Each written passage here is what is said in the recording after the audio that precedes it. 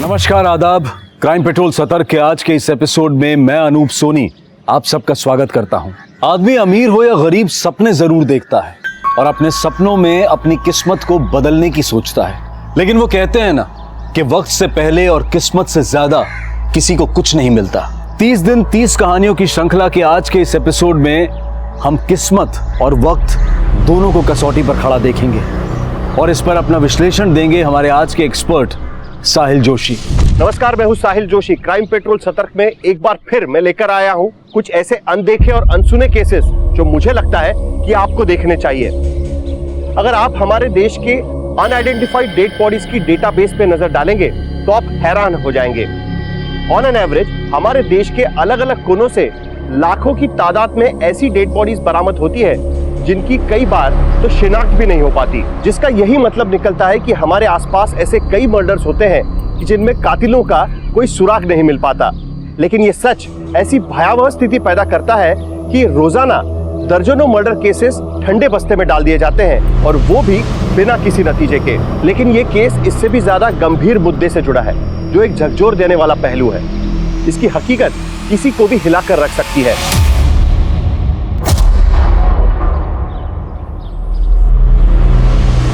बेटा, जब हम 5वीं क्लास में थे ना, कभी छुट्टी नहीं करते थे।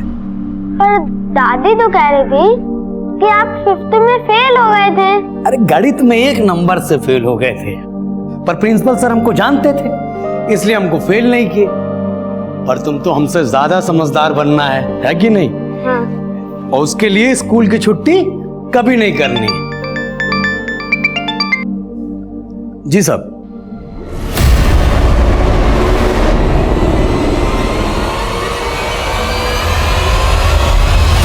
क्या ये आपकी बीवी कोमल है? नहीं सर, ये कोमल नहीं है।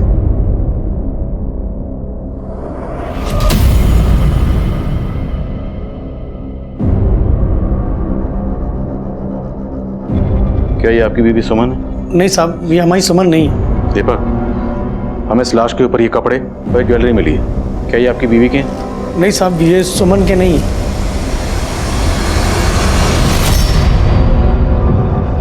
अरे दीपक, क्या हुआ? कहाँ चले गए थे तुम?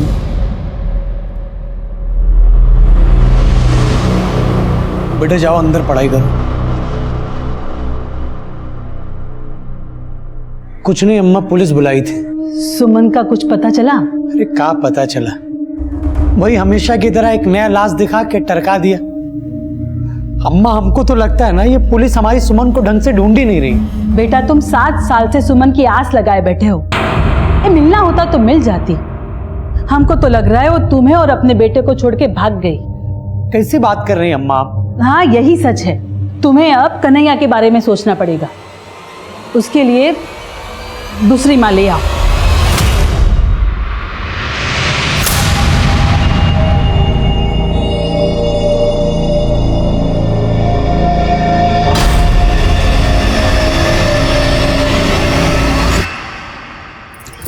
अरे छोड़िए, अम्मा आ जाएगी। छोड़िए ना, अम्मा आ जाएगी।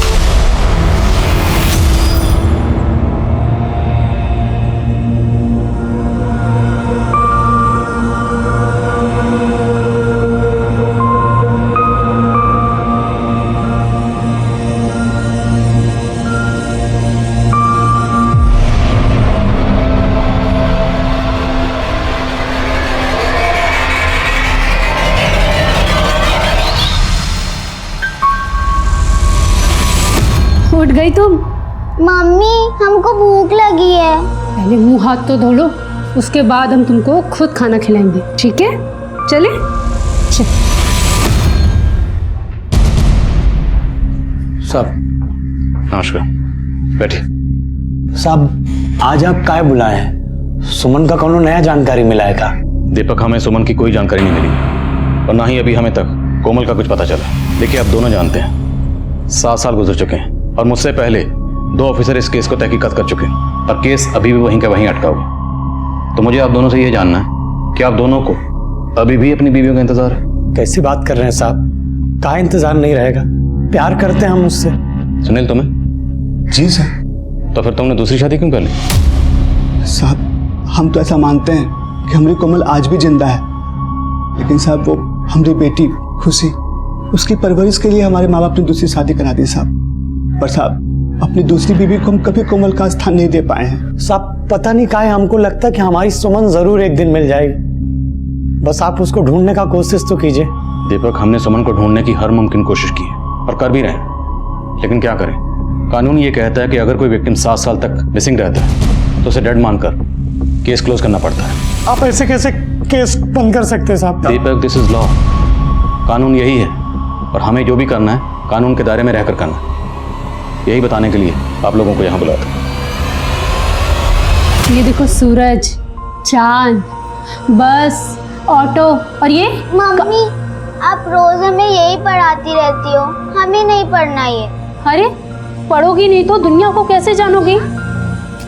दुनिया जहाँ हम रहते हैं, ये पंछी पशु ये सब यहीं रहते हैं। जब हम छोटे थे ना तो तुम्हारी मासी भी हमें ऐसे ही पढ़ाती थी।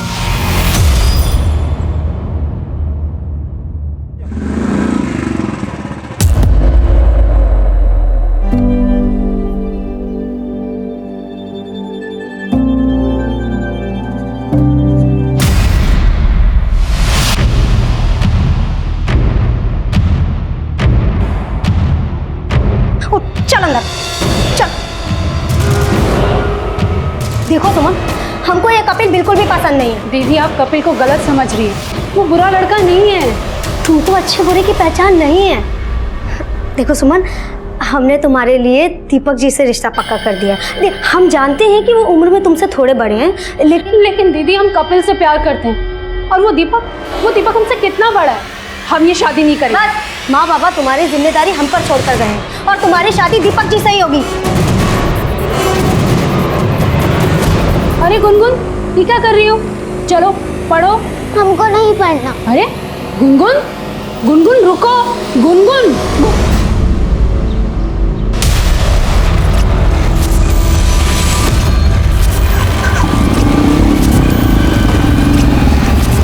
आज हम तुमको बताएंगे इस कमरे के बाहर रात कैसी होती है। तुम्हें पता है रात में आसमान काला हो जाता है, उस पर सुंदर सुंदर चांद सितारे चमकते हैं। तुमने देखा था ना किताब में? हाँ, चांद और तारे बहुत सुंदर होते हैं।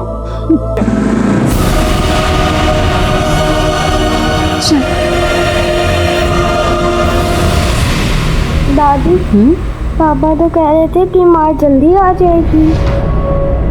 आ जाएगी, पर ये तुम्हारी माँ नहीं है। तुम्हारी माँ तो दूसरी है। कौन दूसरी माँ? जब आएगी तो खुद ही देख लेना। अब सो जाओ।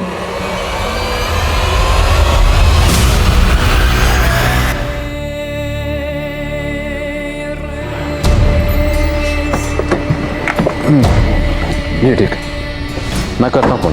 नमस्ते साहब। नमस्ते। हाँ दीपक, साहब ये आपके लिए ठीक है। 20,000 रुपया है साहब। बाकी का पैसा हम आपको अपनी ज़मीन बेचकर और दे देंगे। और आप ये केस मत बंद कीजिए साहब। अगर मुझे तुम्हारी भावनाओं की कदर नहीं होती तो तुम्हें पता है ये रिश्वत देने के जुर्म में मैं तुम्हें अभी अंदर कर सकता था। देखो, तुम्हारी बीवी हो या कोई भी, अगर कोई नागरिक मिसिंग है तो उसे ढूंढना हमारी ड्यूटी है और हमने अपनी ड्यूटी पूरी ईमानदारी से की। अब अगर हम ये केस क्लोज कर रहे हैं तो कानून की वजह से। इतने ईमानदार हैं तो आप काहे नहीं ढूंढते हमारी सुमन को? सुनील अपनी कोमल को भूल के दूसरी शादी कर सकता है साहब, लेकिन हम अपनी सुमन को नहीं भूल पाएंगे साहब, नहीं भूल पाएंगे। हाथ जोड़ दें आपसे, आप ये केस मत बंद कीजिए साहब। बस हमको नहीं खाना। अरे अभी तुमने आधा रोटी भी नहीं खत्म किया। खाओगी नहीं तो अपनी मौसी की तरह स्ट्रॉन्ग कैसे बनोगी? और तुम ही तो हम दोनों को आजाद करोगी यहाँ से। खबरदार जो औरत पे ये मर्दानगी दिखाई तो। अरे पंचायत नहीं बैठा तुम्हारा यहाँ पे, घर है हमारा ये, और हमारे होते हुए किसी और मर्द के साथ तुम चूड़ियां नहीं पहनी हमने तुम्हारे मर्द की तरह। हाँ, और औरत पे हाथ उठा के तुम बहुत बड़ा मर्द बन रहे हो। अरे हमको मत सिखाओ, तुम बीवी है हमारा, हम चाहे कूटे चाहे मारे। इधर अगर अब इसको कोई भी तकलीफ दी तो हम तुमको गांव से बाहर निकलवा देंगे।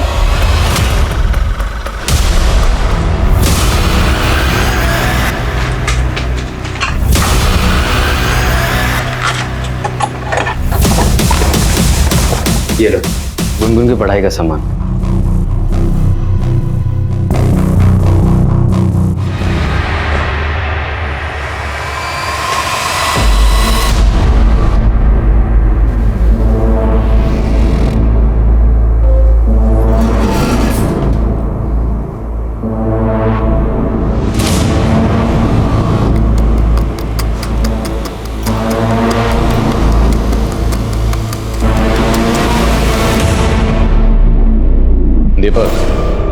इस केस को रीओपन करवाने के लिए कहीं तुम हमसे झूठ तो नहीं बोले?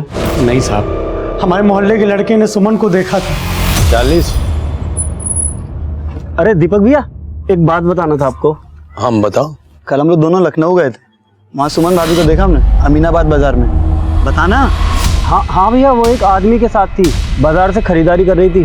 अरे क्या बात कर रहे हो भैया? अरे सच बता रहे हैं भैया, हम भाभी से बात करने का बहुत कोशिश किए, लेकिन वो हमको अवॉइड कर दी। हमको तो लग रहा है वो आजकल अमीनाबाद में अपना घर बना लिए। कौन है वो लड़के?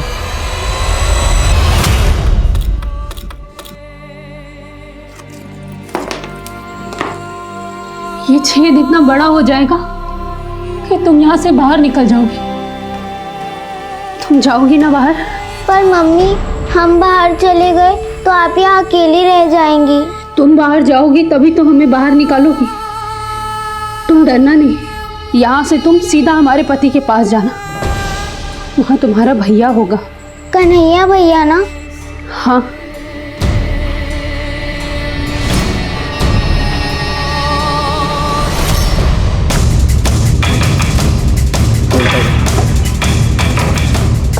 मैडम जी, यही है वो लड़के।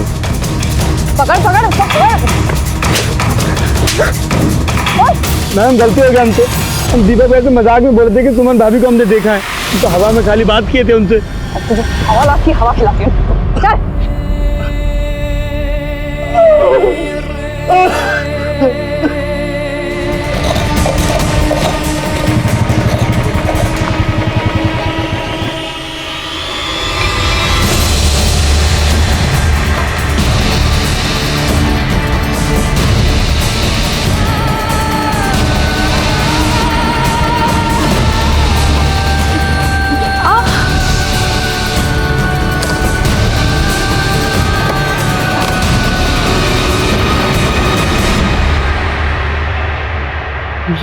ये चोट कैसे लगा तुम्हें? वो गुनगुन शरारत कर रही थी तो लग। कौन?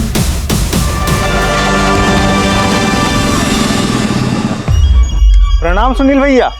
खुशी बेटा, कैसी हो? हैं? दूर होके बात करो। काहे नाराज हो रहे हैं भैया? अरे हम तो बस ये जानना चाह रहे हैं कि वो कोमल दीदी और सुमन वाला केस पुलिस वाले बंद कर दिए हैं का? तुमको क्या करना है सर रामायण जान के? तुमको कितना बार बोले हमरा मुंह मत लगा करो। चल खुशी।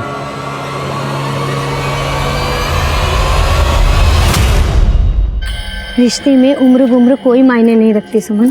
दीपक जी का बड़ा उम्र नहीं, उनका बड़ा दिल देखो। इतना प्रेम तुम्हें किसी और से नहीं मिलता है? सुमन, हमें तुमसे कुछ बात करनी है।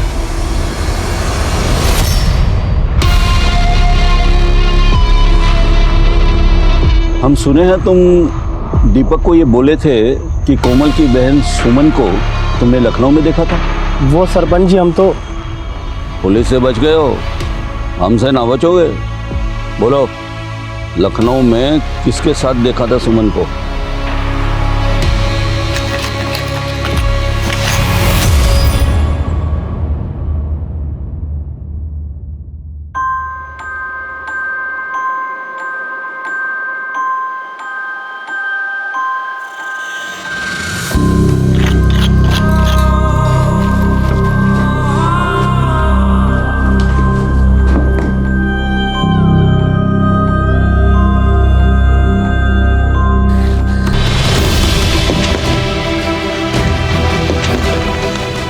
गुनगुन, अब ये छेद इतना बड़ा हो गया है कि तुम यहाँ से बाहर जा सकती हो। तुमको पता है ना तुम्हें यहाँ से जाकर क्या करना है?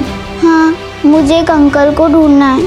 वो अंकल उन दो अंकल जैसे बड़े बड़े होंगे, लेकिन वो अंकल दूसरे होंगे जो अच्छे होंगे। ये दुनिया बहुत बुरी है बेटा। हम नहीं जानते कि तुम्हें अच्छे अंकल मिलेंगे या बुरे अंकल, पर ये दाव खेलने के अलावा हमारे पास और कोई रास्ता नहीं। हम डरते हैं कि हम तुम्हें कहीं खो ना दें, पर तुम्हारी अभागी माँ तुम्हें इस आज़ादी के अलावा और कुछ नहीं दे सकती।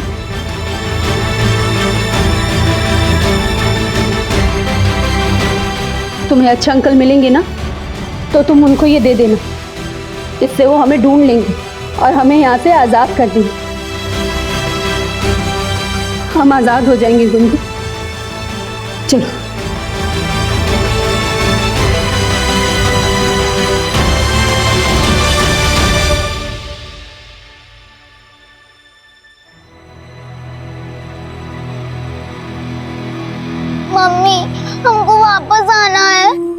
जाना होगा बेटा, तभी तो तुम हमको आजाद कराओगी।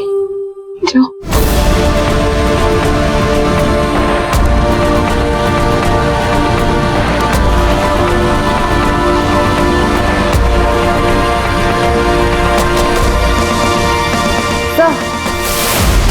उन्नाव के श्यामपुर थाने वालों ने हमारे थाने में कांटेक्ट किया है। कुछ दिनों पहले उनके एरिया में उन्हें एक नरकंकाल मिला है। रामपुर पुलिस ने हमसे इसलिए कांटेक्ट किया होगा क्योंकि 7 साल पहले हमारे यहाँ पर कोमल और सुमन की मिसिंग केसेस फाइल हुए थे। जी सर, मैंने उन्हें बताया कि हमने वो केस बंद कर दिया है, लेकिन फिर भी वो एक चांस लेकर देखना चाहते थे कि कहीं वो नरकंकाल कोमल या सुमन में से किसी का तो नहीं है। सुमन और कोमल मिसिंग केस की पहली इन्वेस्टिगेटिव टीम को एक लाश मिली थी। उस वक्त सुमन के बेटे और कोमल की बेटी का डीएनए सैंपल लिया गया था। वो डीएनए सैंपल श्यामपुर पुलिस से शेयर करो। सर, बलून कहाँ है? वो अंदर सो रही। अंदर सो रही है? कहाँ?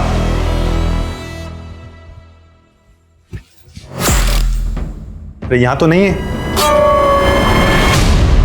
अरे बोलना, कहाँ है गुनगुन? हंस क्यों रही है?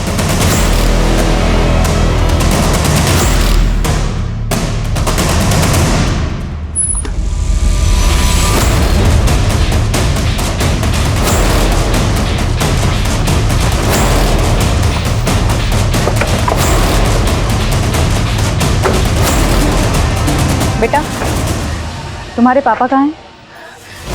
जी जी मैडम, सुनील कहाँ हैं? वो तो काम पर गए हैं। क्या बात है? हमें कोमल के बारे में इंफॉर्मेशन मिली है। बेटा, आप अंदर जाओ। 7 साल पहले कोमल की हत्या हुई थी।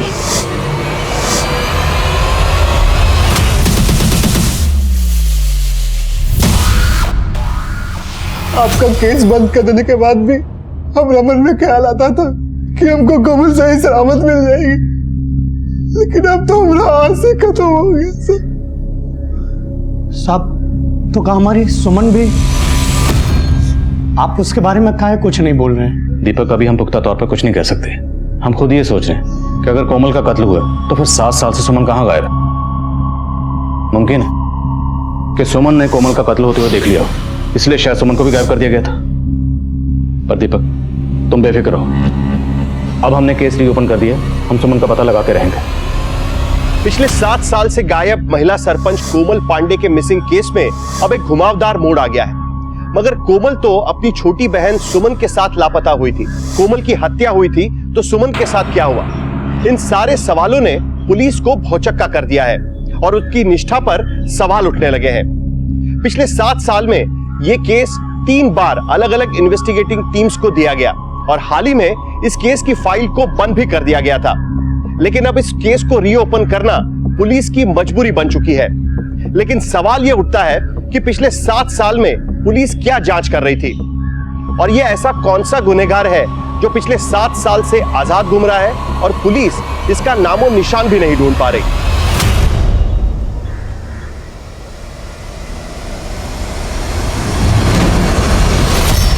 बेटा, आप ठीक तो हो? मम्मी पापा कहाँ हैं आपके? आप अच्छे अंकल हैं। हाँ बेटा, पर बात क्या है?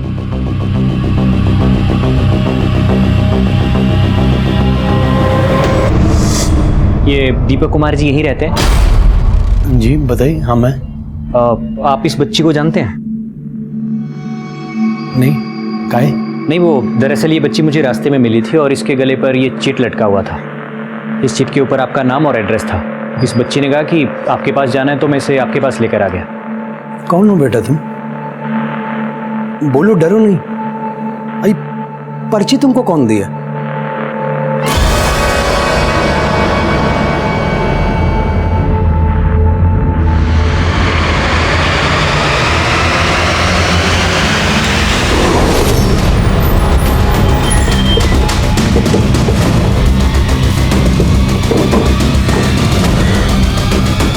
सर, ये वो बच्चे? हाँ साहब, यही है वो बच्ची। हमको ही पर्ची दी। हम पूछ रहे हैं कि तुमको किसने दिया, तो बार बार सुमन की फोटो की तरफ इशारा करती है, कुछ बताती ही नहीं।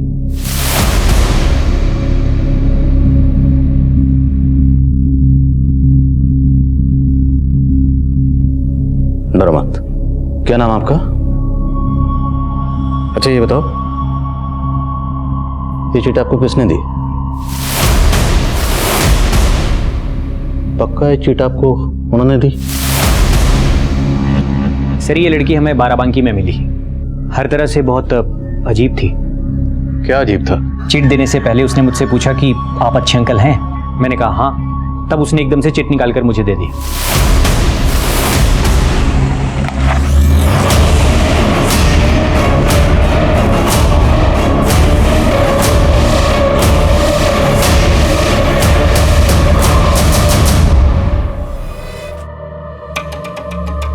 कन्हैया चलो खाना खा लो बेटा। बेटा तुमने उन्नाव जाना है अपने भैया के पास। उन्नाव भैया? गुनगुन, उन्नाव एक शहर है। शहर क्या होता है? बेटा शहर वो होता है जहाँ बहुत सारे घर होते हैं, लोग रहते हैं। हम लोग उन्नाव में रहते थे तुम्हारे भैया के साथ। ये भैया क्या होता है? कन्हैया भैया। तुम कन्हैया का नाम कैसे जानती हो? मम्मी ने बताया था। कन्हैया भैया होता है, हमारा भैया। सर, कोमल और सुमन मिसिंग केस की अभी तक की सारी इन्फॉर्मेशन कलेक्ट करके मैंने रिपोर्ट बनाई है। 16 अगस्त की शाम को दोनों बहनें उन्नाव नगर मार्केट में शॉपिंग के लिए गई थी। दीपक जी कह रहे थे बाजार जा रही हो तो माँ के लिए भी एक साड़ी। सर हमारे 3 सस्पेक्ट हैं, संतोष, कपिल, प्रताप। मैं विटनेस के बयान पढ़ रहा था। एक चशमदीद के मुताबिक जिस दिन ये दोनों बहनें गायब हुई उस दिन उन्नाव मार्केट में इन दोनों बहनों के साथ कपिल को भी देखा गया था। सुमन, हमें तुमसे कुछ बात करनी है। सुमन पसंद करती थी कपिल को, लेकिन कोमल ने उसकी शादी करवा दी दीपक से। इस लिहाज से कपिल हमारा प्राइम सस्पेक्ट था। सर ये संतोष भी काफी गर्म दिमाग का आदमी है। कोमल जब सरपंच बनी तो उसकी कई बार इसके साथ गर्मा गर्मी हुई। जो औरत पे हाथ उठाया तो। अरे पंचायत नहीं बैठा तुम्हारा यहाँ पे, घर है हमारा ये। तो और कोमल जब सरपंची का इलेक्शन लड़ रही थी तो उसका ऑपोजिट कैंडिडेट था ये प्रताप, और ये इलेक्शन हार गया था। राइट सर, कोमल के ना रहने से सबसे ज्यादा फायदा प्रताप को हुआ। पिछले 7 सालों से वो इस कस्बे का सरपंच है। सर इन 7 सालों में इन तीनों के खिलाफ एक भी सबूत नहीं मिला और कोई चौथा सस्पेक्ट भी सामने नहीं आया। और अब ये बच्ची सामने आई है जो ये कह रही है कि उसे सुमन ने भेजा है। लेकिन सवाल ये है कि सुमन ने इस बच्ची को क्यों भेजा, वो खुद क्यों नहीं आई?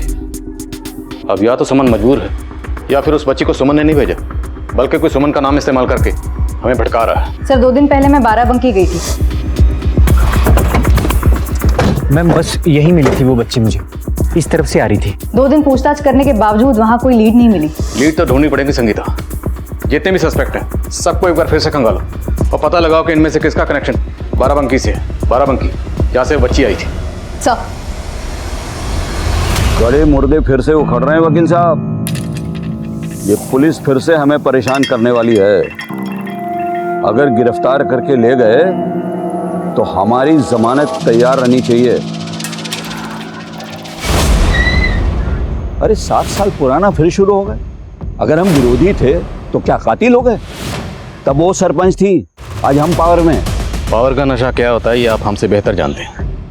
पावर के लिए खून और पैसा दोनों पानी की तरह बहाए जाते हैं। देखिए, हमने किसी का खून नहीं बहाया और बेकार में हमारा समय बर्बाद मत कीजिए। अगर कोई सबूत है आपके पास तो दिखाइए। मैडम जी, हम कोमल का थप्पड़ भी खाए हैं और 7 साल में 4-4 बार आप लोगों का डंडा भी खाए हैं। अब आप फिर से हमारे पीछे। हाँ फिर से, और इस बार सच उगलवाने के लिए हम कोई कसर नहीं छोड़ेंगे। ले चलिए हमको, और जितना चाहे उतना कूट लीजिए, लेकिन हमारा बयान वही का वही रहेगा। हम ना तो कोमल के साथ कोई नफरत निकाले और ना ही सुमन के साथ। और हमारी बीवी की वजह से ही कोमल हमको थप्पड़ लगाई थी ना। पूछ लीजिए अगर कुछ भी किए हो उसके साथ तो। सर 7 साल पहले हम सिर्फ 20 के थे सर। इन्फेक्चुएशन को हम प्यार समझ लिए थे। और सर सच बोल रहे हैं, जब सुमन की शादी हुई थी ना सर तो बहुत रोए थे हम, बहुत दारू पी थी। लेकिन उसको उनसे दुश्मनी निकालने के लिए हमने कुछ किया नहीं, ना ही सुमन से ना ही कोमल दीदी से। और यही बात हम पिछले 7 साल से बता रहे हैं सर। 7 साल पहले जिस वक्त जिस जगह से कोमल और सुमन गायब हुए उस वक्त उनके साथ तुम्हें देखा गया था। हम बताए तो सही, हम तब आखिरी बार मिलने गए थे सुमन से। हमने तुमको मना किया था ना इससे बात करने को। दीदी आप जैसा समझ रही ना वैसा नहीं है। हम दिल्ली जा रहे हैं नौकरी के लिए। एक आखिरी बार सुमन से मिलने आए थे। सुमन देखो, अगर हमसे कुछ भी गलती हुई हो ना तो हमको माफ़ कर देना, बस यही बात कहने आए थे। तुम जितने सीधे और भोले दिख रहे हो उतने सीधे और भोले हो नहीं। 7 साल से एक ही डायलॉग मार रहे हो। सर हम डायलॉग नहीं मार रहे हैं सर, जो बात है वही बता रहे हैं, सच बता रहे हैं। सर संतोष, कपिल और प्रताप, इन तीनों का बाराबंकी या उस बच्ची से कोई कनेक्शन नहीं मिल रहा है। लेकिन इसका ये मतलब कतई नहीं कि इन तीनों का कोमल और सुमन का गायब होने या उनके कत्ल से भी कोई कनेक्शन नहीं है। कपिल के बयान के मुताबिक उसने कोमल और सुमन को आखिरी बार उन्नाव नगर मार्केट में मेन रोड की तरफ जाते हुए देखा था। उसके बाद से इन दोनों को किसी ने नहीं देखा। लेकिन कोमल की लाश मिली यहाँ से 25 किलोमीटर दूर श्यामपुर रोड पर। तो मतलब 7 साल पहले क्राइम सीन इसी एरिया के आसपास कहीं है। और बाराबंकी का जो कनेक्शन हम प्रेजेंट सिनेरियो में ढूंढ रहे हैं, हो सकता है वो कनेक्शन आज का नहीं बल्कि 7 साल पुराना हो। क्या करें, श्यामपुर और यहाँ का डम डाटा निकलवा। सर आप 7 साल पुराना डम डेटा निकालने की बात कर रहे हैं? हमारे पास और कोई चारा भी नहीं। Let's do it. और मैं उस बच्ची से एक बार फिर से मिलता हूँ, शायद इस बार कोई लीड मिले। सर इस केस की नियति इसी जज्बे पर टिकी थी कि कुछ ऐसा किया जाए जो नामुमकिन को मुमकिन कर सके। और सुमन ने जिस तरह से गुनगुन को आज़ाद किया था, वो भी एक नामुमकिन काम को मुमकिन करने जैसा जज्बा था। लेकिन सवाल ये था कि क्या सुमन का ये जज्बा पुलिस के लिए कोई राह खोज पाएगा। अच्छा बच्चा, आपने उन वाले अंकल से क्या पूछा था कि अंकल आप अच्छे अंकल हो ना? उसके बाद आपने उनको वो चिट दी थी, है ना? तो आप मुझे भी अच्छे अंकल समझ लो। आप मुझ पे भरोसा करोगे? अगर आप अच्छे अंकल हैं तो आपने मुझे चॉकलेट क्यों दी थी? तो क्या कोई बुरे अंकल भी हैं जिन्होंने आपको चॉकलेट दी थी? ये लो।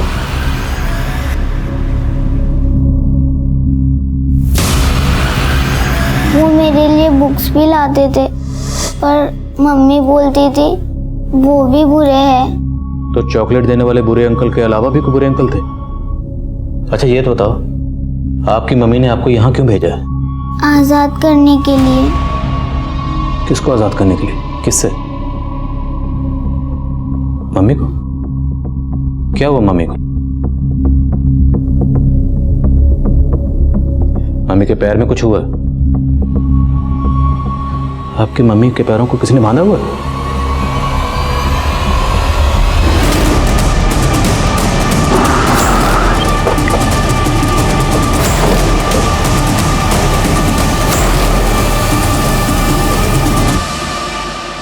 बच्चा, ये वही जगह है जहाँ पे आपको वो अच्छे वाले अंकल मिले थे। आपने उनको चिट दी थी, फिर वो आपको लेके गए थे आपके मम्मी के गांव। अब ये बताओ, आप इस जगह पर आए कैसे थे?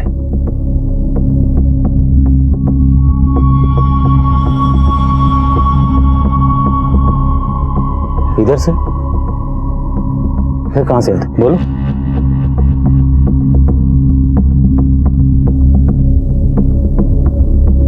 अच्छा एक काम करते हैं, हम इस रास्ते पे चलते हैं। अगर आपको कुछ भी याद आए या कोई ऐसी जगह लगे जहाँ पे आपकी मम्मी हो सकती हैं तो आप हमें बताओगे।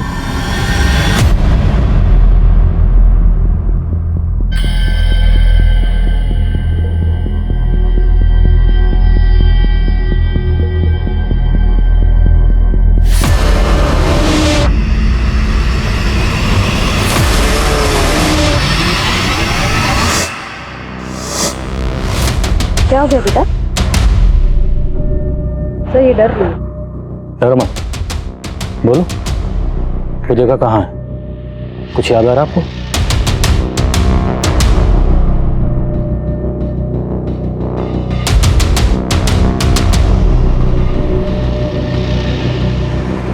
विशाल, पता लगाओ ये घर किसका है। सर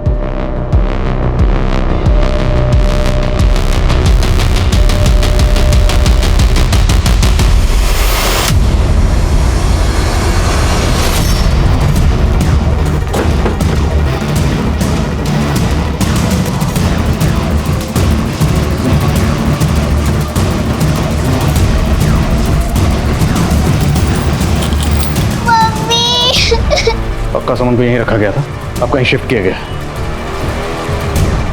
सर आसपास के लोगों ने बताया कि ये घर हमेशा बंद रहता है। इसका मालिक कौन है, यहाँ पे कौन रहता है, किसी को कुछ नहीं पता।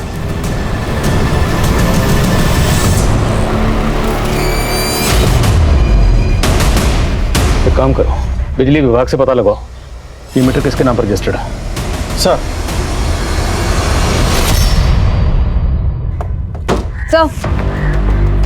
सर डंप डेटा से उन्नाव के 8 नंबर्स आइडेंटिफाई किए हैं।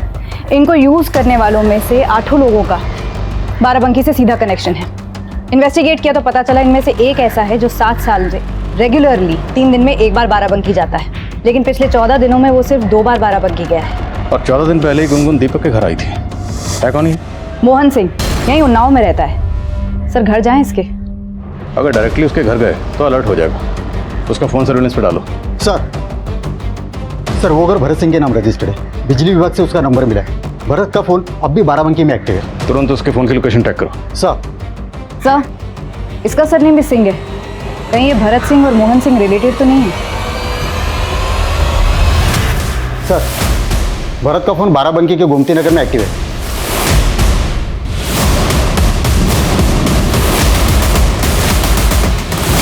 छोटी बहन को कैद करके उसके साथ जानवरों से भी बदतर बर्ताव कर रहे थे। बड़ी बहन कोमल, उसको तो जान से ही मार दिया। क्यों? नहीं सर, कोमल को हमने नहीं मारा। तुम लोगों ने नहीं मारा? तुम लोगों ने नहीं मारा तो किसने मारा? सर हमें नहीं पता सर। सर हमारी नज़र तो सुमन पर थी और उसकी बड़ी बहन हमारी दुकान पर कपड़े खरीदने आती थी। सर उस रोज रात में हम और हमारा कजिन भरत श्यामपुर से लौट रहे थे, तभी हमारी नज़र सुमन पर पड़ी।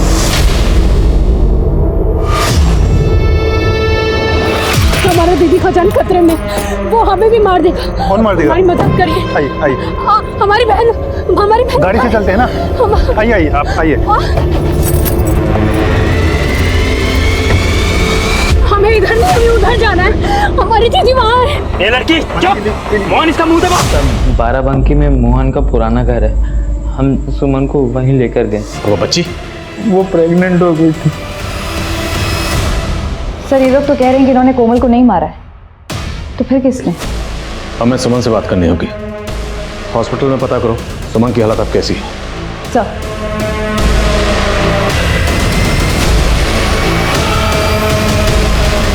सुमन, क्या हुआ था उस दिन?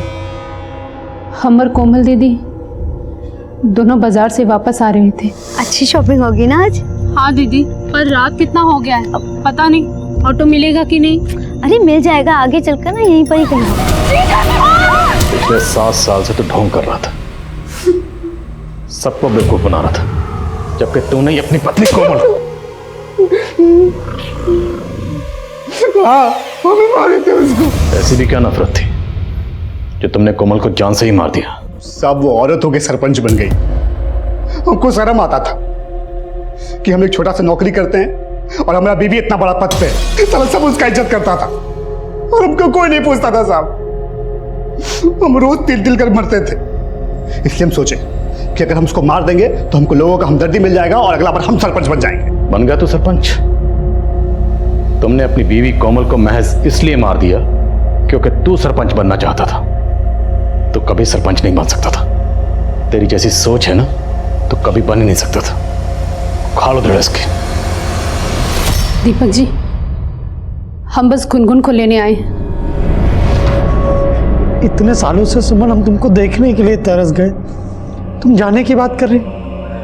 पर हम आपके लायक नहीं रहे। ऐसा काहे कह रही हो तुम? गुनगुन आपकी बेटी नहीं है दीपक जी। पर अब है। आपस में कितना घुल मिल गए हैं दोनों।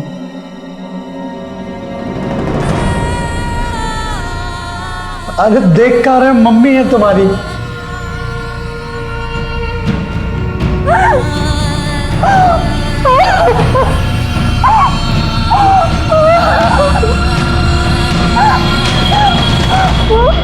दो साधारण से इंसान जो एक साधारण सी दुकान चला रहे थे, उनमें इतनी हैवानियत छुपी होगी, ये हकीकत किसी भी आम इंसान को हिलाकर रख सकती है।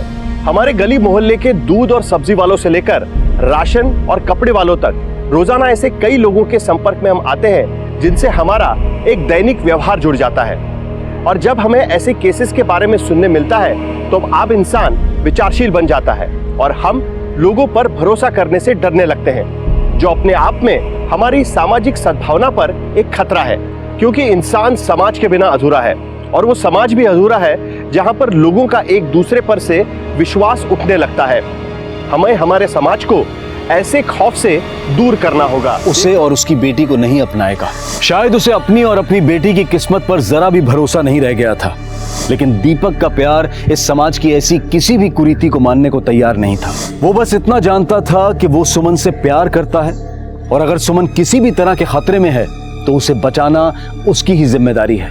भले ही कोमल और सुमन के अपराधियों को सजा मिल गई हो, लेकिन इस बात से कोई भी इनकार नहीं करेगा कि हमारे देश में आए दिन कोई ना कोई ताकतवर औरतों और मासूम बच्चियों को अपनी हवस का, अपने अत्याचार का निशाना बनाता रहता है। और यह हम सबकी जिम्मेदारी है कि एक दूसरे के साथ मिलकर हम समाज को बदलने में अपना योगदान दें। देखते हैं हमारे आज के एपिसोड की दूसरी कहानी। जल्दी दूध पियो, स्कूल जाने का टाइम है, जल्दी से खत्म करो दूध। निधि, टिफिन तैयार हुआ कि नहीं हुआ? हाँ हाँ बस हो गया, आ रही हूँ। नो, फिर से टकरा गए। गुंजन, मम्मी पापा का मजाक उड़ाते हो तो गंदी बात होती है मजाक उड़ाना। दूध पियो, जल्दी दूध पियो। अरे लो, चलो, स्कूल वैन आ गई। वैन भी आ गई। चलो चलो जल्दी चलो।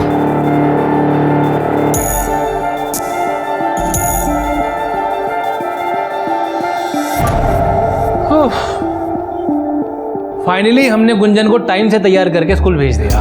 हमने नहीं, तुमने। मैंने तो सिर्फ उसका टिफिन रेडी किया था। और सच में अब मुझे ना मेरी किस्मत पर यकीन हो गया कि मेरी किस्मत इतनी भी बुरी नहीं है। मतलब क्या है तुम्हारा? मतलब ये कि गुंजन और मुझे तुम मिल गए। किस्मत तो मेरी बहुत अच्छी है मोहतरमा, जो मुझे तुम और गुंजन मिली हो।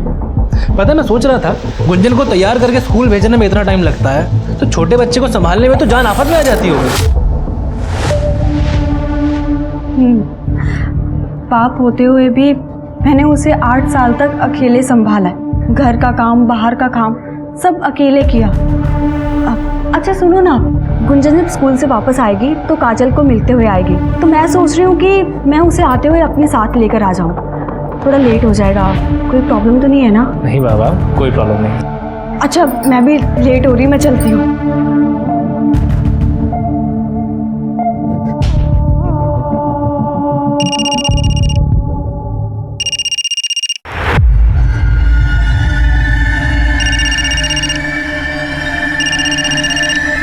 चलो मैं जाती हूँ। संभल के जाना। हाँ। हेलो मैडम, आप इसे यूज़ करके देखिए। जहाँ आपको सब्जी काटने में 1 घंटा जाता है ना, इससे आप सिर्फ 5 मिनट में सब्जी कट कर पाओगे और फिर बाद में कहोगे कि काश ये प्रोडक्ट आपके पास पहले भी होता।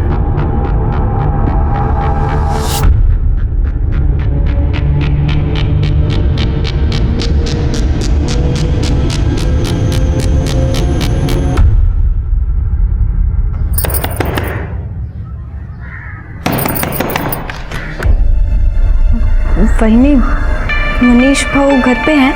कौन है रूपा? तू अब क्या लेने आई है यहाँ पे? भाऊ, आपने अपने वकील से बात की मेरे हिस्से के लिए? ए जाना भाई, क्यों परेशान कर रही है मुझे? बार बार हिस्सा मांगने आ जाती है। और वैसे भी तुझे हिस्से की जरूरत ही क्या है? अच्छी खासी नौकरी कर रही है, दूसरी शादी की है, अब क्या चाहिए तुझे? मैं आपसे अपना हिस्सा मांग रही हूँ, कोई भीख नहीं मांग रही हूँ। एक बस, कुछ हिस्सा विस्सा नहीं मिलेगा तुझे, कह ना। और दोबारा यहाँ दिखी भी ना, जान से मार दूंगा। चल निकल यहाँ से। अरे मेरी बात तो सुनिए भाऊ।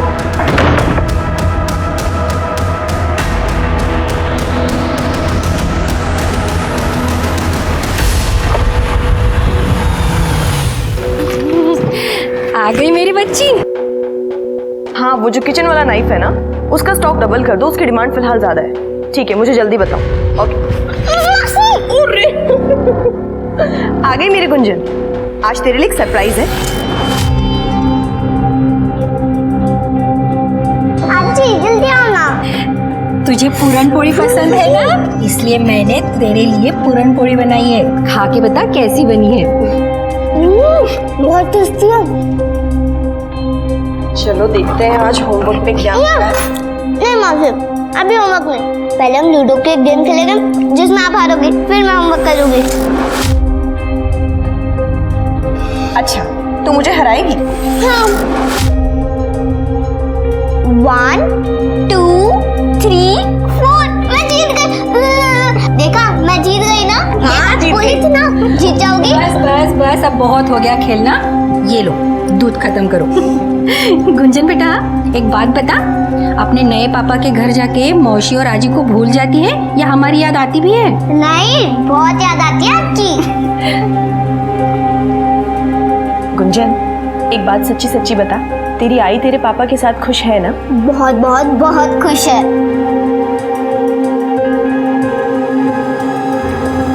अरे भाभी जान, सलाम वालेकुम।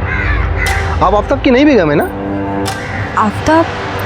नहीं, आपको कोई गलत फहमी हुई है। ओह, माफ कीजिएगा, खुदा हाफिज। नया बकरा फंसा लिया।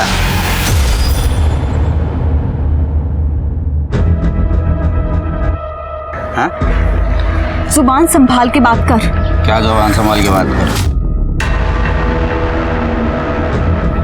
बदन में बहुत गर्मी है। हर वक्त नया मर्द चाहिए, इसलिए डिवोर्स दिया क्या मुझे? तुझे डिवोर्स मैंने इसलिए दिया क्योंकि तेरी रोज रोज की मार से ना मैं परेशान हो चुकी थी। सब कुछ अकेले संभालती थी मैं, और मुझे पता है अगर मैं पुलिस के पास नहीं जाती ना तो तू मुझे मार देता। अरे मार तो मैं अभी भी दूंगा। तेरे पैसे थे, पैसे एलिमनी के पैसे चाहिए मुझे। कहाँ से दूं मैं तुझे पैसा? नहीं है मेरे पास पैसे। पैसे तो चाहिए मुझे, पैसे लेके आ। तेरा वो मर्द है ना, मर्द तेरा यार, उससे पैसे लेके आ मेरे लिए, नहीं तो छोड़ूंगा नहीं तुझे। तूने अपनी लुक्खागिरी नहीं छोड़ी ना, तो इतने में खुश नहीं है कि तूने मेरी जिंदगी बर्बाद कर दी। मैंने डिवोर्स तूने दिया है, बहुत जबान चलने लगी है ना तेरी। छोड़ूंगा नहीं तुझे। तुझसे ना मैं डरने नहीं। चल चल, तुझे जो करना है तू कर।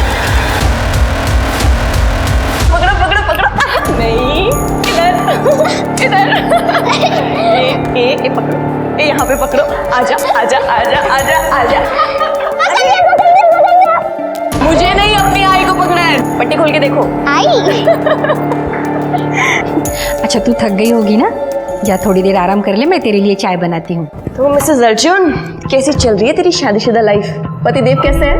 अगर मुझे अर्जुन नहीं मिलते था तो मुझे लगता कि पति सिर्फ रवि जैसे जल्लाद होते हैं। अच्छा, रवि से याद आया, उसने तुझे परेशान करना बंद किया कि नहीं किया? काट के रख दूंगा साले। नहीं, अब वो मुझे परेशान नहीं करता है। चलो अच्छा है, फाइनली तुझे वो सब मिल रहा है जो तू डिजर्व करती है। सच में तेरा सब कुछ अच्छा चल रहा है, ये देख के मुझे बहुत खुशी हो रही है। बहुत जल्दी काजल की भी शादी तय हो रही है, ठीक है? बहुत सारे रिश्ते आ रहे हैं इसके लिए। अरे पर आई, मैं शादी सिर्फ उसी से करूंगी जो घर जमाई बनने को तैयार हो जाए।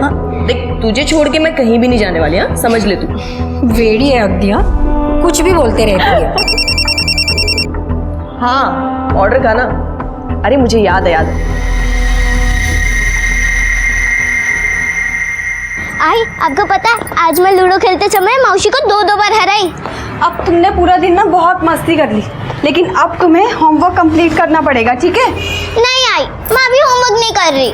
गुंजन, मैंने कहा ना, मैं तुम्हारी एक बात नहीं सुनने वाली। चलो। नहीं आई, मैं अभी पढ़ाई नहीं कर रही हूँ। मैंने कहा ना। नहीं, इसमें बरसात।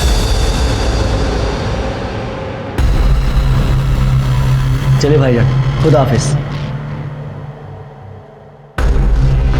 ये हमारे मोहल्ले के लोग थे, ऐसी बातचीत करने के लिए चले आए थे। और बेटा, काजल मौसी के मजा आया? हाँ, हमने 2 बार लूडो खेला और मैंने उन्हें हराया भी।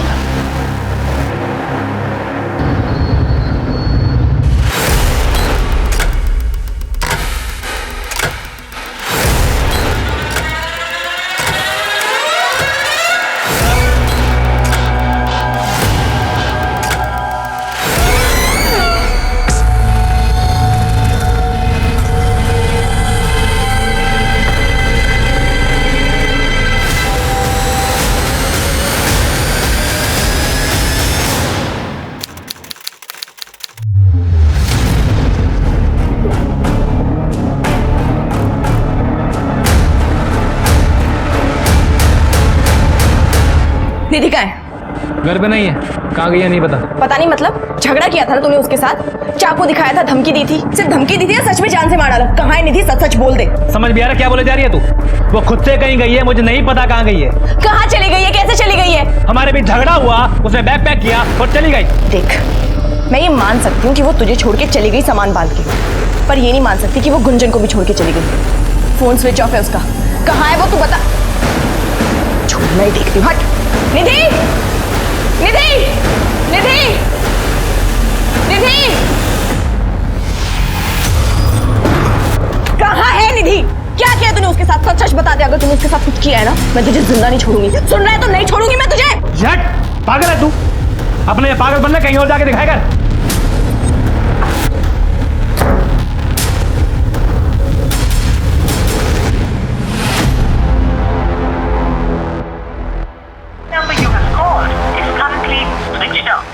इसका फोन बंद क्यों आ रहा है?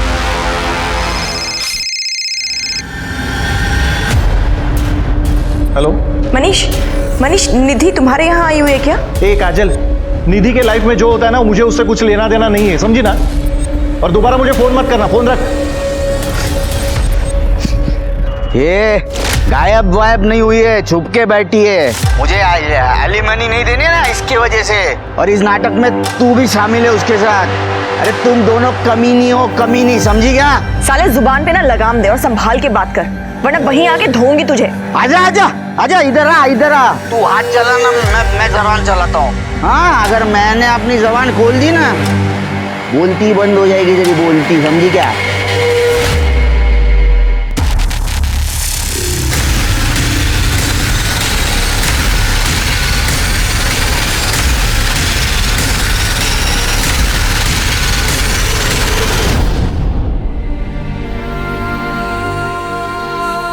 कुंजन बेटा, थोड़ा तो खा ले।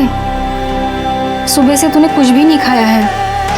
कुंजन, खाना खा ले बेटा। क्या हुआ? मौसी, अर्जुन पापा को फिर से पूछो ना कि आई कहाँ है। उनका गुस्सा कम हो जाता है तो वो ठीक हो जाते हैं। अब उनसे पूछो ना आई कहाँ है। बेटा, मैं तेरे अर्जुन पापा को काफी बार पूछ चुकी हूँ, उनको नहीं पता तेरी मम्मी कहाँ है। पर तू घबरा मत, तेरी मौसी तेरी मम्मी को ढूंढ के लेकर आएगी।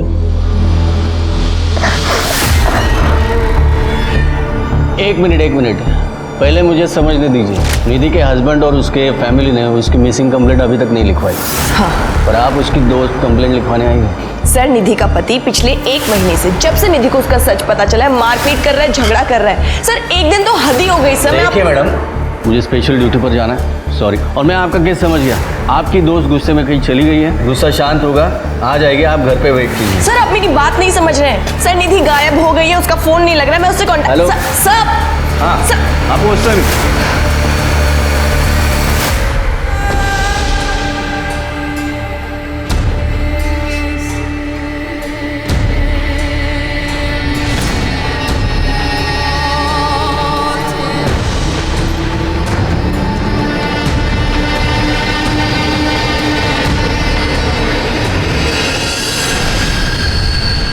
पुलिस प्रशासन, हाय हाय। पुलिस प्रशासन, हाय हाय। पुलिस प्रशासन, हाय हाय। पुलिस प्रशासन, हाय हाय। पुलिस प्रशासन, हाय हाय।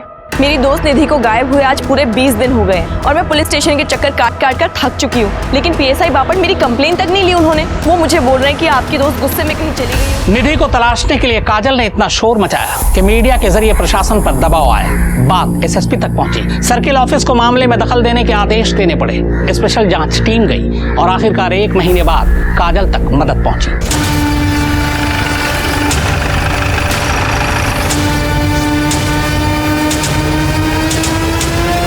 सर, निधि नौकरी ढूंढते हुए आई थी मेरे पास। उसके साथ उसकी 8 साल की छोटी बच्ची भी थी। रहने के लिए कोई जगह नहीं थी, तो मैंने उसे अपने घर पे रेंट पे रख लिया था। और मेरा किचन यूटिलिटीज का बिजनेस है, तो मैंने सेल्स गर्ल की जॉब भी दी उसे।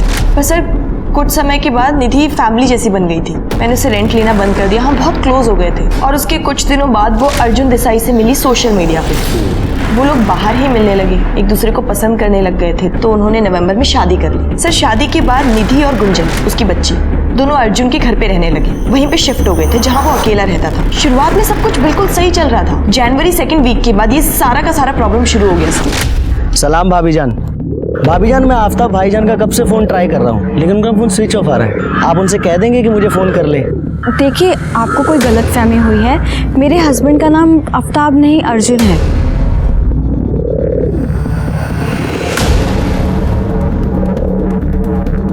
आप उस दिन हमारे घर पर आए थे ना? दुरुस्त फरमाया भाभी जान आपने।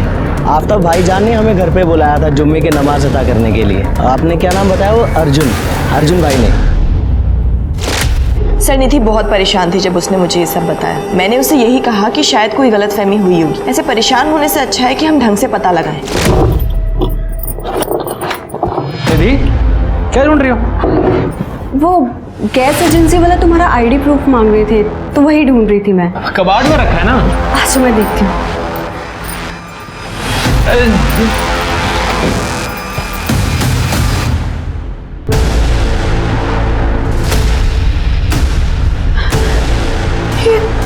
ये क्या है? तुम्हारा नाम अर्जुन है? आफ्ताब है? जी सर, मेरा असली नाम आफ्ताब अंसारी है। तो ये सच है कि तुमने निधि से झूठ बोला था? तुम्हारी असलियत छुपा कर तुमने उसके साथ शादी की थी? जी सर, मैं निधि से बहुत प्यार करता था, उससे शादी करना चाहता था मैं। तो निधि को तुम्हारी जब असलियत पता चली, क्या हुआ? सर वो बहुत गुस्सा थी और मैंने उससे अपनी मजबूरी समझाने की कोशिश की। निधि प्लीज मेरी बात तो सुनो निधि। छुओ मत मुझे, तुम नफरत करते मैं तुमसे। जाओ यहाँ से। और मैं तुमसे बहुत प्यार करता हूँ निधि, मैंने ये सब तुम्हें धोखा देने के लिए नहीं किया है। ये सब मैंने अपने प्यार को पाने के लिए किया है निधि। मैं जानता हूँ कि अगर मैं अपनी असली पहचान के साथ तुम्हारे सामने आता तो मुझे कभी एक्सेप्ट नहीं करती। निधि, जिस दिन मेरी तुम्हारे साथ शादी हुई थी ना, वो दिन मेरी जिंदगी का सबसे अहम और सबसे खुशी का दिन था। पहले मुझे भी यही लगता था, लेकिन अब लगता है कि वो दिन मेरी जिंदगी का सबसे मनहूस दिन था। मतलब तुमने मुझसे नहीं, मेरे नाम से प्यार किया था? निधि, मैंने कभी तुम्हें या गुंजन को कोई तकलीफ दी है क्या? मेरे नाम ने, मेरी पहचान ने मेरी सारी अच्छाइयों को खत्म कर दिया है। निधि, तुम्हारा पता नहीं है, लेकिन मेरे लिए मेरा प्यार यानी कि तुम मेरी जिंदगी में सबसे अहम हो और हमेशा रहोगी। निधि, मैं तुम्हारे बिना जिंदा नहीं रह सकता हूँ। अर्जुन ने पूरी तरह निधि को अपनी बातों में फंसा लिया था और वो मुझे यही समझा रही थी कि अर्जुन सही था। ठंडे दिमाग से सोचा तो समझ में आया कि अर्जुन सही कह रहा था। मेरे बुरे वक्त में मेरे सगे भाई ने मुझे सहारा तक नहीं दिया। मुझ जैसी डिवोर्सी लड़की जिसकी 8 साल की बेटी है, अर्जुन ने हम दोनों को एक्सेप्ट किया, ढेर सारी खुशियां दी हम दोनों को। और फिर काजल, यही खुशियां तो मुझे चाहिए थी ना। फिर क्या फर्क पड़ता है कि उसका नाम अर्जुन है या फिर आफ्ताब? फर्क पड़ता है बेटा। अरे मामा जी, आप कब आए? तभी जब तुम उसे अपना दुख बता रही थी। देखो निधि बेटा, तुम्हें उस लड़के के खिलाफ 420 का कंप्लेंट डालना चाहिए। बाकी हमारी संस्था है ही तुम्हारी मदद करने के लिए। धर्म के साथ कोई खिलवाड़ नहीं होने दूंगा मैं। नहीं मामा जी, ये निधि की पर्सनल लाइफ है, इसको अपना पॉलिटिकल एजेंडा मत बनाइए। अब उससे गलती हुई थी, उसने माफी भी मांग ली, मान रहा है तो। गलती नहीं, षड्यंत्र रच रहा है वो लड़का, जिसका संबंध ही झूठ की बुनियाद पे हो। उस पर कैसे विश्वास किया जा सकता है? देखो निधि, मेरा काम था तुम्हें समझाना, बाकी तुम्हारी मर्जी। और देखना, ये सिर्फ एक शुरुआत है। अब आगे आगे देखो वो लड़का कैसे रंग दिखाता है। ये मामा जी कौन है? सर ये मेरी आई के बड़े भाई है। आई के भाई को ही मामा कहते हैं? कोई खास आदमी है क्या?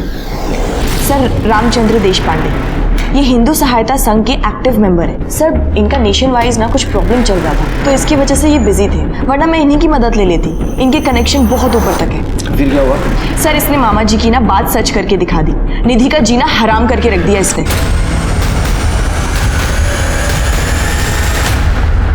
निधि का जीना हराम करके रख दिया इसने। जय गणेश गिरजा सुबन मंगल मूल सुजान। क्या लगा रखा है? ये सब बंद करो, कल से नमाज पढ़ना शुरू करो। मैं नमाज क्यों पढ़ूंगी? क्योंकि मैं तुम्हारा शौहर हूँ, नमाज पढ़ना फर्ज है तुम्हारा। रुको, ये कैसे कपड़े पहना रखे तुमने? इसे ढंग के कपड़े पहनाया करो। गुंजन, कल से काजी जी आएंगे, नमाज सिखाएंगे तुम्हें, तो बना दो के तैयार हो जाना, ठीक है? सो जा। निधि, रोना धोना करके कोई फायदा नहीं है। अभी के अभी अपना और गुंजन का सामान बांध, यहाँ पर आ जा। लात मार दे उस कमीने को। मैं नहीं आ सकती काजल, मुझे कुछ भी करके ना सब कुछ ठीक करना पड़ेगा, वरना पूरी दुनिया मेरा मजाक उड़ाएगी कि मेरी दूसरी शादी मेरी चलेगी। निधि, दुनिया के चक्कर में अपनी जिंदगी बर्बाद करने की कोई जरूरत नहीं है, समझी तू? लगता है उस कमीने को मुझे ही ठीक करना पड़ेगा। अपना फर्ज, अपनी शर्म हया की बकवास अपने पास रख। निधि और गुंजन को ना दुखी करना बंद कर दे, बना तेरी पुलिस में कंप्लेन करूंगी, बचेगा नहीं तू, समझा? सर, इसने निधि और गुंजन को खून के आंसू रुला के रखा हुआ था। ये रोज उसके साथ झगड़ा करता था, मारपीट करता था, और वो छोटी सी बच्ची वो अपनी माँ को बचाने के लिए, मदद के लिए मेरे घर आ जाती थी। मौसी, मौसी, बाबा आई को बहुत मार रहे, उन्होंने बहुत झगड़ा किया, चलो ना, आई बहुत रो रही है। सर, उस दिन भी ना यही हुआ था। वो बच्ची मेरे घर पे आई और मैंने निधि को फोन लगाया, उसका फोन स्विच ऑफ जा रहा था और तब से लेकर अब तक उसका फोन स्विच ऑफ है। सर, मैं यकीन के साथ कह सकती हूँ इसी आदमी ने कुछ किया उसके साथ। अगर मैंने बिरयानी बनाने के लिए बोल दिया तो क्या गुनाह कर दिया सर मैंने? और गुंजन को नमाज पढ़ना सिखाना, शर्म हया सिखाना वो इसलिए है ताकि फ्यूचर में कोई प्रॉब्लम ना हो। सर, अल्लाह ताला की कसम, मैंने निधि के साथ कुछ नहीं किया सर, कसम से। तुझे कह रहा है ऐसा कि 8 साल की बच्ची झूठ बोल रही है? तूने निधि को चाकू दिखाया था? अरे बोलो, चाकू से गला काट दूंगा तुम्हारा। सर, गुस्से से हो गया था मुझसे, इसका ये मतलब नहीं है कि मैंने उसे चाकू से मार दिया हो। सर, मैं आपको सच बताता हूँ, इस औरत के मन में ना जहर भरा है। सर, मेरी निधि मासूम औरत है, ये उसे भड़काती थी, उसके कान भरती थी। सर, इसी की वजह से हमारे झगड़े होते थे। इसी ने किया जो किया सर। मेरी वजह से होते हैं? मैं भड़काती हूँ उसे?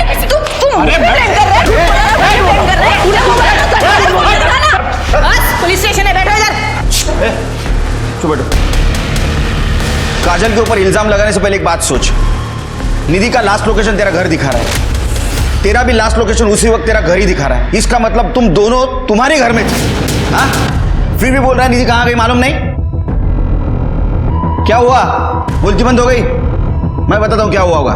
उस दिन निधि तेरे घर पे ही थी, उसके साथ जो कुछ भी हुआ तेरे सामने हुआ, या तो तूने उसके साथ कुछ किया होगा। सिरके, इसका घर सर्च करो। चल चल चल, कुछ नहीं किया सर, मैंने कुछ नहीं किया।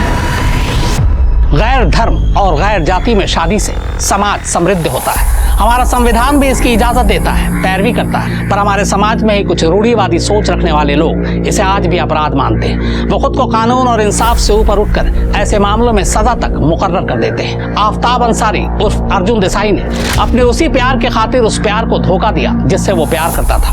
क्या उसका बताया हुआ कारण सच था, या फिर उसकी मोहब्बत और दीवानगी के पीछे कोई गहरी साजिश थी? आखिर वो कहाँ गायब हो गई, उसे किसने गायब किया, या फिर वो खुद हालात की वजह से छुप गई? यह मामला इससे भी ज्यादा गंभीर है। क्या वाकई निधि जिंदा है या फिर उसका कत्ल हो गया? पूरे घर की तलाशी लो।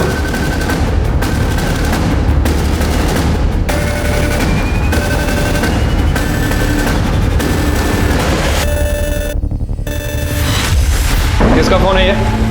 सर, ये तो निधि का फोन है। सर, मेरा जब निधि से झगड़ा हुआ था ना तो उसके हाथ से गिर गया होगा शायद। गिर गया? हाँ। ये तूने गिराया? सर, जैसा आप समझ रहे हैं वैसे कुछ नहीं है, मैं सच कह रहा हूँ। ये फोन की हालत देखकर लग रहा है तुझे कि तू जो बोल रहा है सच है? हाँ, कड़े ले चलो इसे। सर मैंने कुछ नहीं किया सर। पहले वो बहुत अच्छे थे, वो मुझे और आई से बहुत प्यार करते थे। फिर वो भी पहले पापा के तरह आई के साथ बहुत झगड़ा करने लगे। तुम्हारे पहले पापा भी आई से झगड़ा करते थे? हाँ, वो जब भी मिलते थे वो आई के साथ झगड़ा करते थे। झूठ बोलती है, तुझे पता नहीं चला? वो अर्जुन नहीं आफ्ताब है। इतनी कौन सी गर्मी थी यहाँ तुझमें? ये क्या बकवास कर रहे हैं बच्चे के सामने? कुछ तो शर्म कर। शर्म वरम मुझको मत सिखा। तेरे को जहाँ मुंह मारना है ना मार। मेरी बेटी का धर्म भ्रष्ट मत कर। और पैसे चाहिए मुझे, एलिमनी के पैसे देना, समझी ना, वरना काट डालूंगा। साहब, तुम्हें मजा आएगा। उसने मुझे डिवोर्स दिया है, मैंने उसको डिवोर्स नहीं दिया है, तो एलिमनी वही देनी चाहिए ना मुझे। अरे आपका कायदा ही गलत है। निधि के साथ क्या किया? उसका मर्डर किया ना? लाश कहाँ ठिकाने लगाई? अरे नहीं साहब, जब निधि गायब हुई तो मैं सातारा में था। अरे इसको बोलो जाके चेक करे। उसको क्या बोलने को मैं तय करूंगा? नहीं पर साहब वो क्या है ना, आप मुझ पर शक करने से अच्छा जो निधि को मार सकता है उसको पकड़ो ना। कौन? आफ्ताब? नहीं आफ्ताब नहीं, वो ये देखिए, आप देखो ना, ये देखो आज ना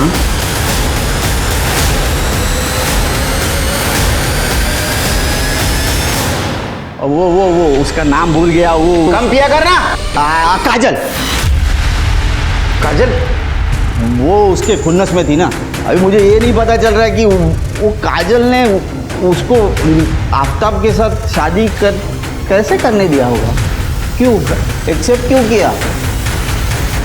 काजल का उसके साथ अफेयर है? हाँ वो लेस्बियन रिलेशनशिप। जब मेरे घर छोड़ के चली गई ना तो वो काजल के साथ रहने लगी, फिर उसका रिलेशनशिप चालू हो गया। तो इसी बात पे मैंने अपने सुरकर वकीलों उनको कहा कि मुझे एलिमनी बढ़ा के चाहिए। मैंने उसको फोटोग्राफ भी दिखाया तो बोलता है ये नहीं चलेगा और सबूत चाहिए। ये देखो आप देखो ना,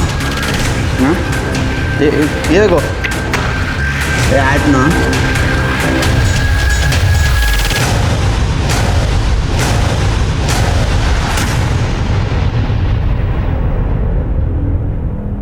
सर अगर इस बेवड़े रवि की बात में थोड़ी भी सच्चाई है तो पॉसिबल हो सकता है कि काजल ने ही निधि को गायब किया होगा, क्योंकि निधि ने काजल को छोड़कर उस आफ्ताब उर्फ अर्जुन के साथ शादी की थी। सर ये निधि की फोटोज मीडिया में वायरल होने के बाद हर गांव हर शहर के आदमी ने तो उसकी फोटोज देखी होगी, लेकिन अब तक हमें कोई इन्फॉर्मेशन क्यों नहीं मिली। ये बेवड़ा रवि ये काजल और निधि के प्रिंट किए हुए फोटो ऐसे जेब में लेके नहीं घूम रहा होगा, और उसने हमें इंटेंशनली वो फोटो दिखाया, इसलिए बहुत डाउट आ रहा है मुझे इसके ऊपर।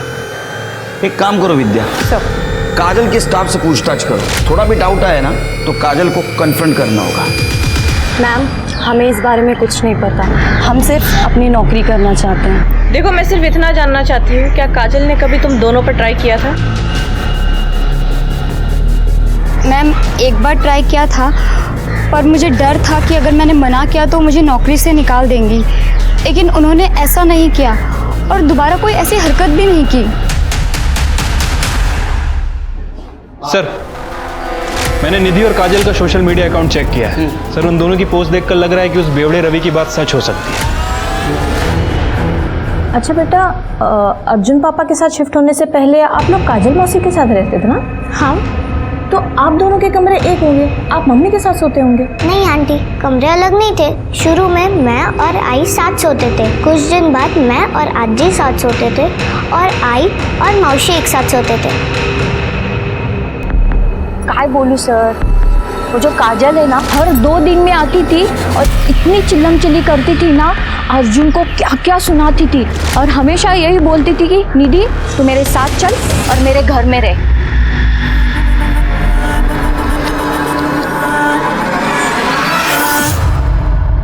काजल तुझे पता है आज मैंने मेरी पहली सेल की पूरे 3000 की। Thank you Kajal, thank you so much. Thank you बोलने की कोई ज़रूरत नहीं है, मैंने तुमसे कहा था ना तुम्हें किसी के सहारे की ज़रूरत नहीं है।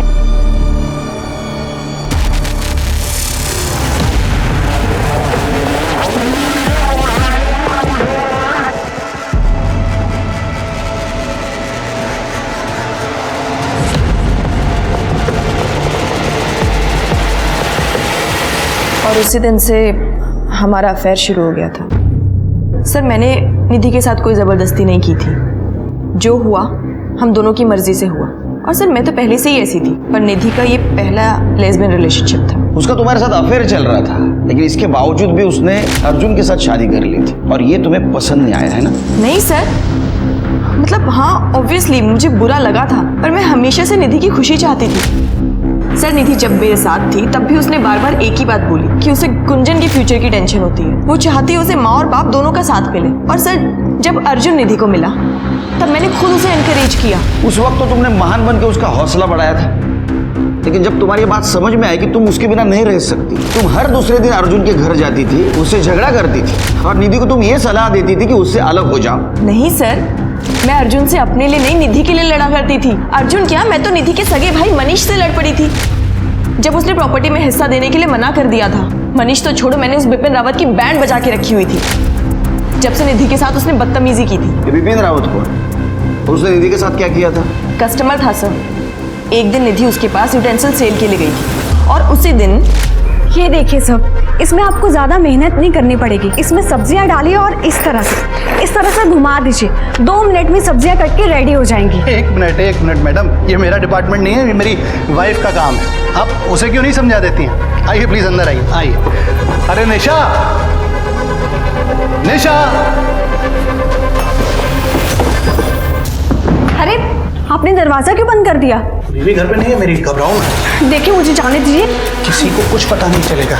मुझे जाना है। अरे कहाँ जाना है? मुझे हाथ मत लगाइए, मुझे जाने दीजिए। मैं पैसे भी दूंगा तुम्हें। नहीं कोई पैसे, अरे छोड़िए मुझे, अरे छोड़िए मुझे। और जब निधि ने मुझे ये सब बताया तो मैंने अपने यहाँ काम करने वाली सारी लड़कियों को इकट्ठा किया और उसके घर जाके खड़े हो। उसकी कंप्लेन हमने यहीं इसी पुलिस स्टेशन में दर्ज करवाई थी सर। आपके रिकॉर्ड्स में होगी, आप चाहे तो क्रॉस चेक कर सकते हैं। सर मैं निधि से बहुत प्यार करती थी, उसे नुकसान पहुंचाने के बारे में सोच भी नहीं सकती। ठीक है, अब जा सकती हो। क्या लगता है तुम्हें? नाटक कर रहे हैं सर। सर अभी को साफ साफ नहीं कह सकते, हो सकता है कि ये अर्जुन से खुन्नस खाई बैठी हो, लेकिन सर बाकी एविडेंस को भी हम इग्नोर नहीं कर सकते। इसने निधि की हर जगह मदद की, जब उसके साथ कोई नहीं था ये थी, यहाँ तक कि इसने निधि की बेटी गुंजन को भी अपने घर में जगह दी। एक काम करो शिरके, ये निधि का भाई मनीष और विपिन रावत, पता करो ये ऐसा कुछ कर सकते हैं। ये निधि को गायब हुए अब 1 महीने के ऊपर हो चुका है। आपको लगता है वो जिंदा होगी? मुश्किल है। हाँ, ऐसा हो सकता है कि जानबूझकर वो कहीं छुप के बैठी। उसके हमारे पास जो डिटेल्स है उससे तो ऐसा लगता है कि वो इस तरह की लड़की नहीं थी।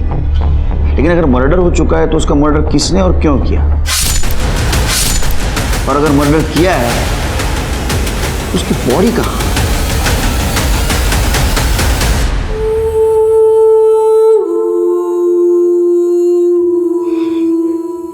गुंजन बेटा, तेरा पेस्ट्री खाने का मन था ना? देख मैं तेरे लिए पेस्ट्री लेके आई हूँ, खा।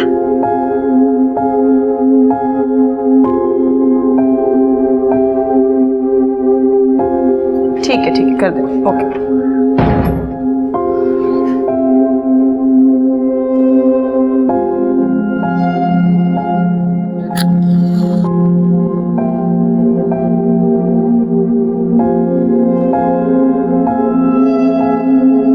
Happy birthday mummy.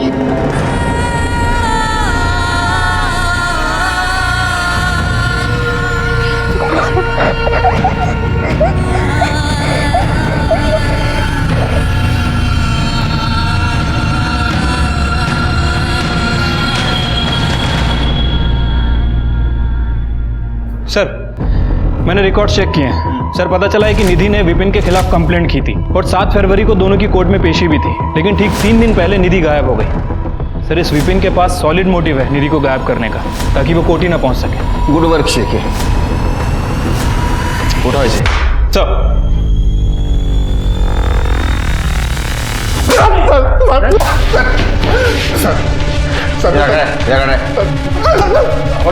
निधि के साथ क्या क्या बोल, उसका मर्डर किया, बॉडी को कांडम किया?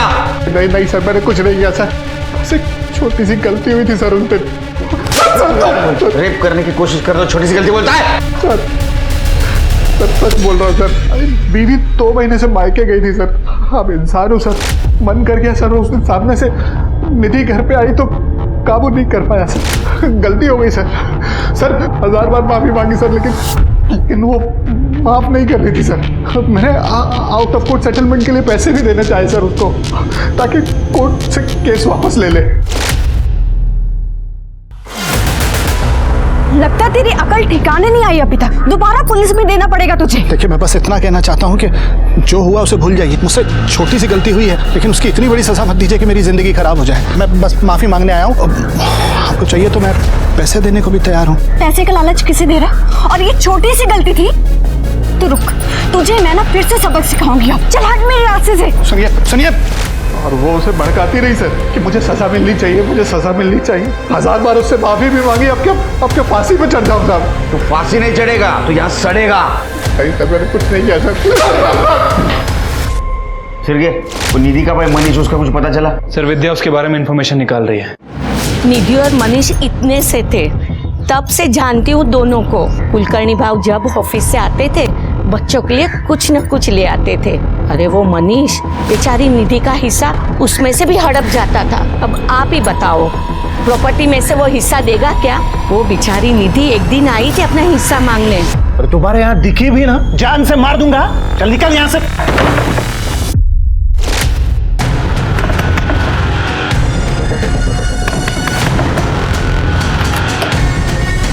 चल मैडम मैं क्या किया? अरे मैडम मैडम क्या हुआ? कहाँ लेकर जा रहे हैं इनको? हिस्सा दिलाने। तुझे चाहिए? नहीं ना, शांत रह।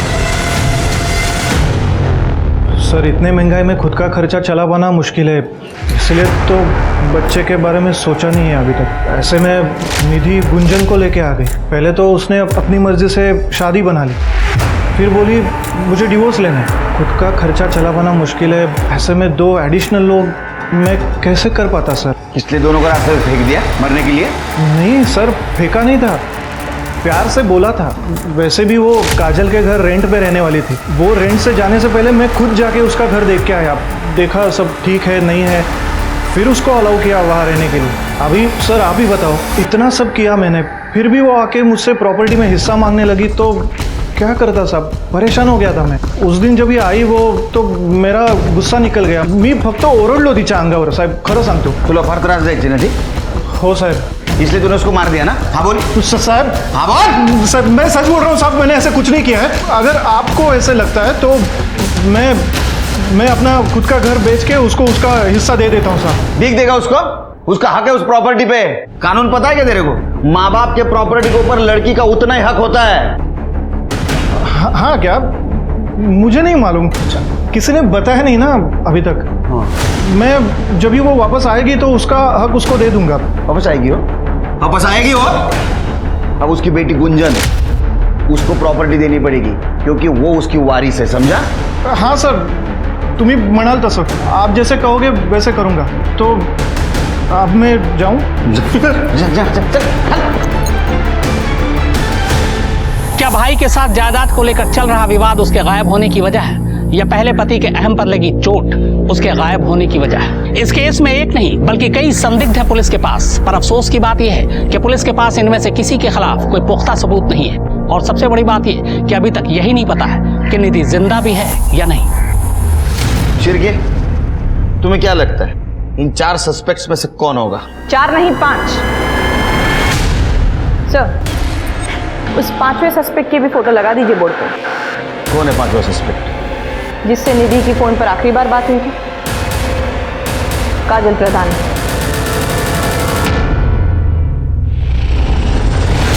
नहीं सर, मुझे निधि का कोई फोन नहीं आया। अगर आया होता तो मैं तुरंत उसके घर चली जाती ना। उस दिन तो दोपहर को मैं घर पे थी ही नहीं। सप्लायर के साथ कुछ कमीशन का इशू हुआ था, मैं उसी को सॉल्व करने गई थी। सर मेरे पास तो मेरा फोन भी नहीं था, बैटरी डेड थी, तो मैं इसको चार्जर पे रख के घर पे चली गई थी। और सर जब मैं दोपहर को 3 बजे के आसपास वापस आई तो मैंने देखा गुंजन घर के बाहर बैठी रो रही है। ये रहे तुम्हारे कॉल डिटेल्स।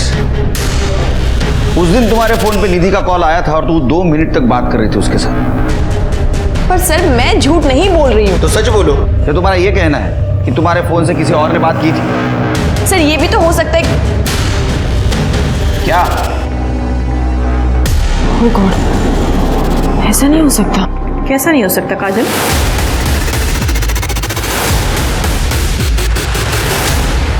ताई, किसी को कुछ पता चलने से पहले हमें कुछ करना होगा, कुछ ना कुछ इंतजाम करना होगा हमें।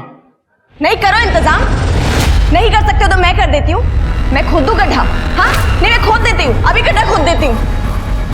गिरी हुई हरकतें कैसे कर सकते हो आप दोनों? दोनों का सच मैं पुलिस को जाके बताऊंगी अभी के अभी। इंस्पेक्टर साहब, इन दोनों ने मिलकर मेरी दोस्त को, मेरे प्यार को मार डाला।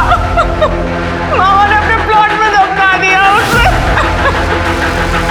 मेरी दीदी को मार डाला।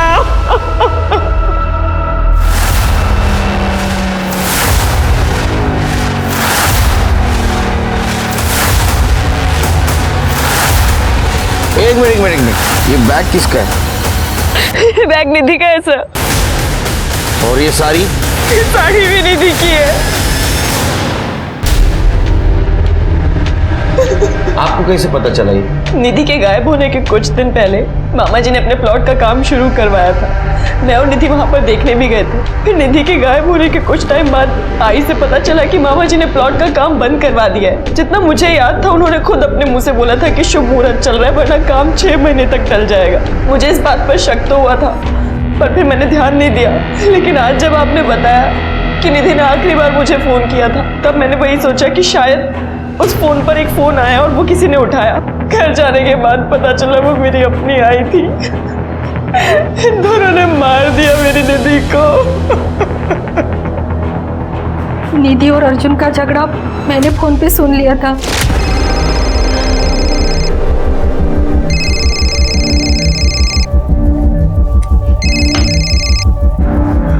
काजल, मैं अब यहाँ और नहीं रह सकती, नहीं बर्दाश्त कर सकती ये सब कुछ। निधि बेटा, मैं काजल नहीं उसकी आई बोल रही हूँ। काजल बाहर गई है फोन चार्जिंग पे लगा के। लेकिन क्या हो गया बेटा, तुम रो क्यों रही हो? मैं अब यहाँ और नहीं रह सकती, ये सब नहीं बर्दाश्त कर सकती मैं। आंटी, मैं कुछ दिन के लिए आपके यहाँ आ सकती हूँ? ये भी तो तुम्हारा अपना घर है ना, तुम यहाँ आ जाओ। लेकिन बेटा, मैं अभी मंदिर जा रही हूँ और वहीं से रामचंद्र भाऊ के प्लॉट पर जाऊंगी, ठीक है? तुम वहीं आकर घर की चाबी मुझसे ले लेना।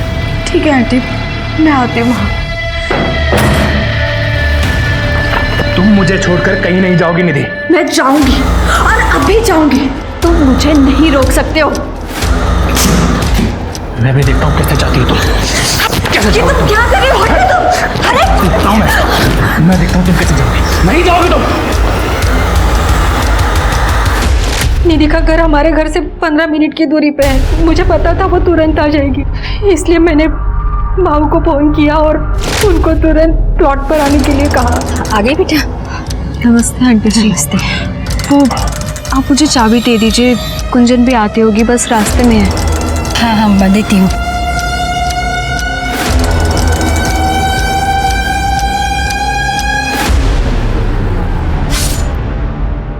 एक बात समझ में नहीं आई, आपने उसे मारा क्यों? ताकि हमारी काजल फिर से उस निधि के चक्कर में ना आए।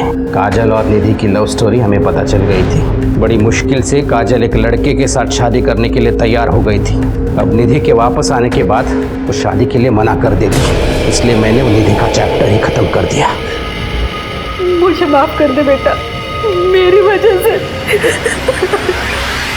सॉरी बेटा, मैं तेरी आई को नहीं बचा पाई, पर अब तुम मेरे साथ नहीं रह सकती हो, तुम्हें उनके साथ जाना पड़ेगा। मैं चाहती हूँ मेरी गुंजन अच्छी जिंदगी जिए।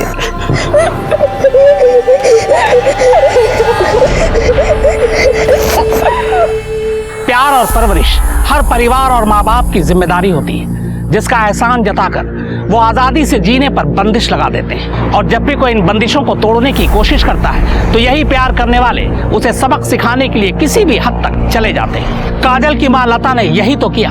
उसके हिसाब से गलत जिंदगी जीने वाली अपनी बेटी को बचाने के लिए उसने 8 साल की एक बच्ची को अनाथ कर दिया। जब भी असमानता, औरतों पर अत्याचार या भेदभाव की बात करें तो सबसे पहले खुद को आंकें, खुद को टटोले। अगर आप बदलेंगे तभी समाज बदलेगा।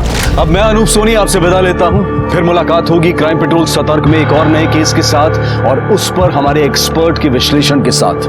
तब तक अपना और अपने परिवार का ख्याल रखें, सतर्क रहें, सुरक्षित रहें और देखते रहें क्राइम पेट्रोल सतर्क। जय हिंद। क्राइम पेट्रोल के और भी दिलचस्प कहानी देखने के लिए हमारे चैनल को सब्सक्राइब करें और बेल आइकॉन दबाना न भूलें।